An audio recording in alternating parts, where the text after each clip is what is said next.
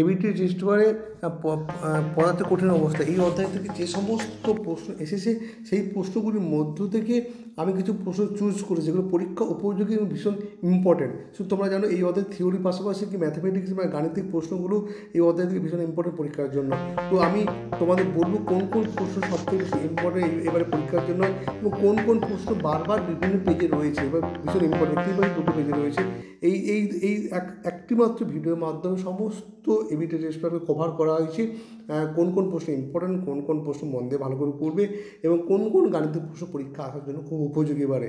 ওকে, তো ভিডিওটি শুরু করার আগে যারা চ্যানেলে নতুন এখন চ্যানেলকে সাবস্ক্রাইব করুন, অবশ্যই চ্যানেলকে সাবস্ক্রাইব করবে আর ভালো লাগলে লাইক করতে কিন্তু শেয়ার করতে বলবে না। আর প্রশ্নগুলো যদি পিডিএফ তোমার ডাউনলোড করতে চাও অবশ্যই চ্যানেলের মেম্বারশিপ জয়েন করলে কমিউনিটি পোর্শন থেকে পিডিএফ তোমরা কিন্তু ডাউনলোড করতে পারবে। ওকে, তো আমরা শুরু করে যাক। প্রথম অ্যান্সার প্রশ্ন চলে আসে, দেখুন কী বলছে। এক নম্বর প্রশ্ন চলে আসবো। দেখো ল্যাটিস বিন্দু কাকে বলা, এবারে পরীক্ষার জন্য এবিটি রয়েছে ল্যাটিস বিন্দু কাকে বলা, এবার পরীক্ষার জন্য ভীষণ ইম্পর্টেন্ট। প্যাকিং দুঃখ কাকে বলা ভীষণ ইম্পর্টেন্ট। 39 নম্বর পেজ, 75 নম্বর পেজ, 161 পেজ। আমার এখানে একদম সহজ 39 পেজে দেখে নাও। এই যে গাণিতিক প্রশ্ন 39 পেজের যে গাণিতিক প্রশ্ন, এই গাণিতিক প্রশ্নটা ভীষণ ইম্পর্টেন্ট মনে হয়েছে। এই প্রশ্নটা অবশ্যই তোমার পরীক্ষার জন্য ভালো করে করবে। ওকে, এবার চলে আসবে। দেখো সড়ক গণকার একসাথে প্যাকিং দুঃখ নির্ণয় করে 213 নম্বর পেজে দিয়েছে। আমার কিন্তু অ্যান্সার করে এখানে একদম সহজ সরল ভাষা লেখা আছে, যেভাবে লেখা আছে একবার ছবি সহ তোমরা যদি ডাউনলোড করে নিতে পারো তাহলে সহজে করতে হয়। দেহ কোণে ঘনক এক প্যাকিং দুঃখ নির্ণয় করে, দুটি পেজে 64 পেজ, 188 পেজে এই দুটি প্রশ্ন রয়েছে। ওকে, নেক্সট প্রশ্ন চলে আসবো। দেখে নাও পৃষ্ঠকেন্দ্র ঘনকায় প্যাকিং দক্ষ নির্ণয় করে ভীষণ ইম্পর্টেন্ট। এবার পরীক্ষার জন্য পৃষ্ঠকেন্দ্রে ঘনকায় প্যাকিং নির্ণয় করে ভীষণ ইম্পর্টেন্ট। 75 পেজ, 86 পেজ, 131 পেজে এই প্রশ্ন রয়েছে। ওকে, নেক্সট প্রশ্ন আসবে। দেখো ল্যাটিস বিন্দু কাকে অলরেডি বলেছি। স্কট-কিলুটি ফ্যানকেলুটি এবারে পরীক্ষার জন্য ভীষণ ইম্পর্টেন্ট। আর স্কট-কিলুটি জেনে রাখবো অবশ্যই। ফ্যানকেলুটি 213 নম্বর পেজে রয়েছে। এর সঙ্গে স্কট-কিলুটি কাকে বলা হয়, কারা স্কট-কিলুটি দেখায়, স্কট-কিলুটি দেখায় যারা বৈশিষ্ট্য ভালো মনে রাখবে। ঠিক আছে, ফ্যানকেলুটি এবারে পরীক্ষার জন্য ভীষণ ইম্পর্টেন্ট। কোন কোন যুগে ফ্যানকেলুটি দেখিয়ে থাকে দেখবে অবশ্যই। আর স্কট-কিলুটি ফ্যানকেলুটির মধ্যে পার্থক্য দেখতে পাবে তিনটি পেজে রয়েছে। 86 পেজ, 109 পেজ, 161 পেজের স্কট-কিলুটি ফ্যানকেলুটির মধ্যে পার্থক্য। আমি যে পার্থক্যগুলো দিয়েছি এগুলো ভালো করে করার চেষ্টা করবে। জিঙ্ক অক্সাইড উত্তপ্ত হলুদ বর্ণ ধারণ করা যায়। এবার ব্যাখ্যামূলক প্রশ্নের মধ্যে ভীষণ ইম্পর্টেন্ট। 120 পেজ, 152 পেজে রয়েছে এই প্রশ্নটা।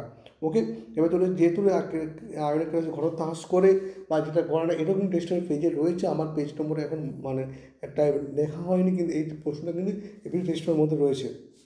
এনপি টাইপ অর্ধপূর্বে কাকে বলে 221 নম্বর পেজে রয়েছে। এই সঙ্গে অবশ্যই এন টাইপ অর্ধপূর্বে কাকে বলে এটাও কিন্তু জেনে রাখবো অবশ্যই।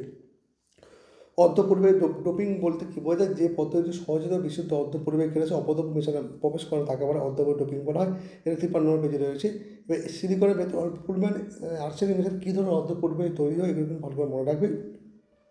ফেরোম্যাগনেটিক পদার্থ এবারে পরীক্ষার জন্য সবথেকে বেশি ইম্পর্টেন্ট। ফেরোম্যাগনেটিক কাগজ 4টি পেজে দেখতে পাচ্ছি। যেসব পদার্থ চুম্বকের দ্বারা তীব্রভাবে আকৃষ্ট হয়, এমনকি চৌম্বক ক্ষেত্রে প্রত্যাহার করে নিলেও পদার্থ স্থায়ী চৌম্বক ধর্ম বজায় থাকে, তাদের ফেরোম্যাগনেটিক পদার্থ কাকে বলা হয়।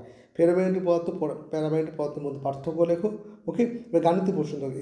গাণিতিক শিল্পা দেখতেই পাচ্ছ 27 নম্বর পেজে কিন্তু এই প্রশ্নটা রয়েছে। এই প্রশ্নটা ভালো করে পড়বে। আর এবার দেখো এই যে কোশ্চেন 19 নম্বর কোশ্চেনটা কিন্তু ভীষণ ইম্পর্টেন্ট। এই ধরনের প্রশ্নগুলি পরীক্ষা আসার সম্ভাবনা প্রবল হয়েছে, কারণ এই ধরনের প্রশ্নগুলো অনেকগুলি পেজে রয়েছে একই টাইপের বা সেম কোশ্চেন 213 নম্বর পেজে, বা এই ধরনের প্রশ্ন কিন্তু 2-3টে পেজে রয়েছে। এই প্রশ্নটা কিন্তু ভালো করে পড়ার চেষ্টা করো অবশ্যই। ওকে, নেক্সট পয়েন্ট চলে আসবে। দেখে নাও এটাও কিন্তু 188 পেজের এই ধরনের অঙ্ক রয়েছে। একদম ডিটো না হলেও এই টাইপের অঙ্ক তোমরা কিন্তু এই টাইপটাকে যেভাবে করা আছে এই টাইপটাকে ফলো করার চেষ্টা করবে, আর কিন্তু প্রশ্ন অনার্সে করতে পারবে। ওকে, নেক্সট চলে আসবে। এটাও দেখো, এটা 21 নম্বর কোশ্চেন দেখো, এটাও হচ্ছে সেম টাইপ কোশ্চেন 161 পেজে রয়েছে। এই যে গাণিতিক প্রশ্নগুলো এখানে আমি দিয়েছি, এই ধরনের প্রশ্নগুলির মধ্যে সাধারণত পরীক্ষায় পাবে এই ধরনের প্রশ্ন আশা করা যায়। ওকে, নেক্সট চলে এসো। এটা 161 পেজে রয়েছে। ক্রোমিয়াম ধাতু যার পারমাণবিক গুরুত্ব 52 দেহকণিক ঘনকাকার ক্লাস গঠন করে, যদি একক কোষে কেনার 287 পিকোমিটার হয়, তবে ক্রোমিয়াম পরমাণু পারমাণবিক ব্যাসার্ধ ঘনত্ব নির্ণয় করো। ওকে, এটা হচ্ছে তার অ্যান্সার। নেক্সট হলো এজিবিআর ক্লাসে কী ধরনের স্টজিওমেট্রি ত্রুটি দেখা যায়, অবশ্যই স্কট ফ্যানকে উভয়জন ত্রুটি দেখা যায়।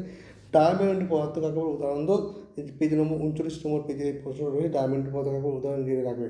ওকে, এফ সেন্টার বলতে কি, এফ সেন্টার পরীক্ষার জন্য ভীষণ ইম্পর্টেন্ট। 109 পেজে রয়েছে। ধাতু বা আধিক্য দুটি বিশিষ্ট আয়নিক ক্লাসে যে অর্জুমেট্রন দ্বারা অধিকৃত অ্যানায়ন শূন্য থাকতে পারে এফ কেন্দ্র বলা হয়। এফ কেন্দ্র কিন্তু শূন্য হচ্ছে পথে বর্ণের সৃষ্টি হয়। তাহলে এই ধরনের যে গাণিতিক প্রশ্নগুলো বা যে প্রশ্ন আমি দিয়েছি, আশা করি এই প্রশ্নগুলো বিভিন্ন পেজে ঘুরে ফিরে রয়েছে। এই প্রশ্নগুলো যদি করো তাহলে কিন্তু পরীক্ষা অনায়াসে এই অধ্যায় থেকে তোমরা সম্পূর্ণ প্রশ্ন আশা পাবে বা পরীক্ষা করতে হবে এই আশা করা যায়। এখানে শেষ